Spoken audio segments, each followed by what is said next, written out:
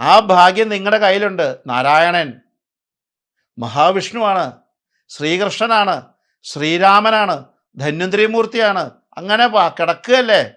ഭഗവാനെ മനസ്സറിഞ്ഞ് വിളിച്ചു കഴിഞ്ഞാൽ നമുക്ക് ലഭിക്കാത്തതായ ഒരു സാധനവുമില്ല. അപ്പം നമ്മുടെ ഭാഗ്യം എന്ന് പറയണത് നാമം ജപിക്കാനുള്ള ബോധമുണ്ടാകുന്നതാണ് നമ്മുടെ ഭാഗ്യം. ഭഗവാനെ പ്രാർത്ഥിക്കാനുള്ള ബുദ്ധി ഉണ്ടാകുന്നതാണ് നമ്മുടെ ഭാഗ്യം. ഇത് രണ്ടും വന്നാൽ ജീവിതത്തിൽ എല്ലാ കാര്യങ്ങൾക്കും മഹാഭാഗ്യമായി.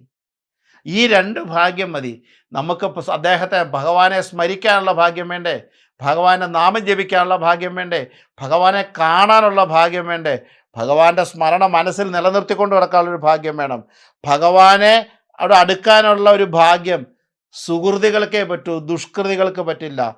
നല്ല മനസ്സിൻ്റെയും നല്ല ജീവിതം ഉള്ള ഒരുത്തിന് മാത്രം, അല്ലെങ്കിൽ ജീവിതം ഉണ്ടാകാൻ സാധ്യതയുള്ള ഒരുത്ത് മാത്രമാണ് ഭഗവാനുമായി ചേരാൻ പറ്റൂ.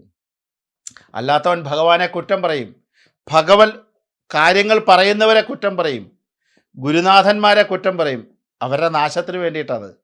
മനസ്സിലാവുണ്ടോ? ഗുരുനാഥന്മാരെയും ഭഗവാനെയും ഭഗവാന്റെ ആൾക്കാരെയും ഭഗവാനെയും പ്രാർത്ഥിച്ചു തുടങ്ങുമ്പോഴാണ് ഭഗവാന്റെ അനുഗ്രഹം മതി. ആ പ്രാർത്ഥനയ്ക്കാണ് ഭാഗ്യം എന്ന്. നമ്മൾ പ്രാർത്ഥിക്കാൻ നമ്മുടെ മനസ്സിൽ തോന്നുന്ന ഭാഗ്യമാണ് ജീവിതത്തിലെ സകല കാര്യങ്ങൾക്കുള്ള ഭാഗ്യം. അപ്പം മഹാഭാഗ്യം എവിടെയാ? ഭഗവാനിലാണ്.